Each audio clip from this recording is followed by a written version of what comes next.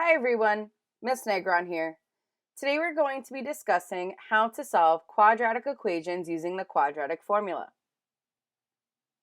So the quadratic formula, as stated, will be used in order to determine the roots, otherwise known as solutions, zeros, or x-intercepts. The quadratic formula is as follows.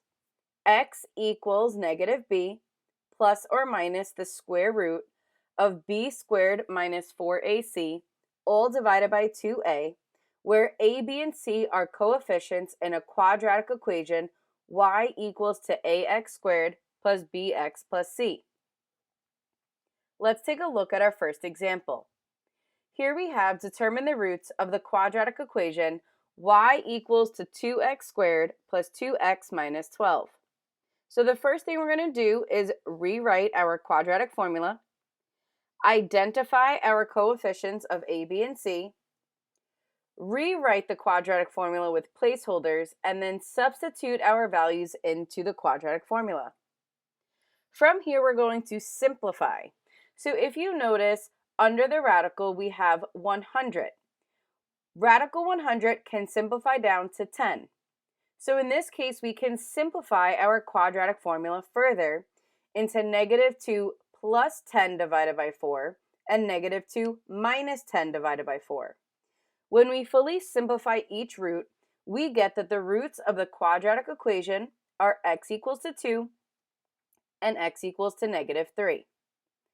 If you wish, you can also type your substitutions into your calculator. The first substitution I used was with plus the radical, and the second substitution was with minus. This way you can see both roots from your quadratic equation. Let's take a look at example 2. Here we have determine the x-intercepts of the quadratic equation y equals 4x squared plus 8x plus 3. So again, we are going to rewrite our quadratic formula, find the values of a, b, and c, rewrite our formula with placeholders, and then substitute those values into our formula.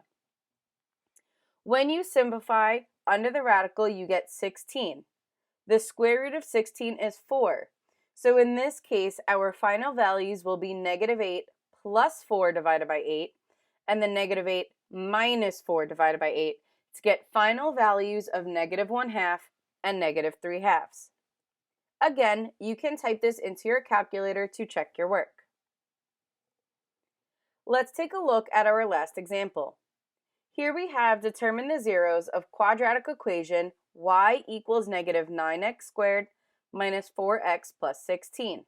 So first we're going to rewrite our quadratic formula, determine the values of a, b, and c, rewrite our quadratic formula with placeholders, and then substitute our values into the formula.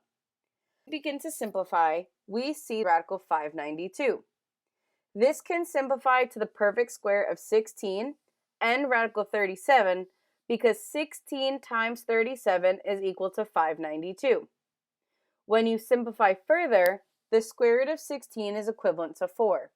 So here we are left with 4 plus or minus 4 radical 37 divided by negative 18.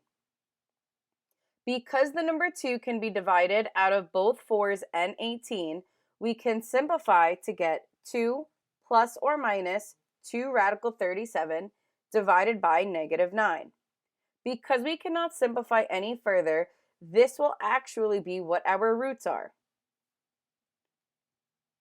Again, if you wish to check this in your calculator, I first wrote the substitution with plus our radical, and then wrote our substitution with minus the radical.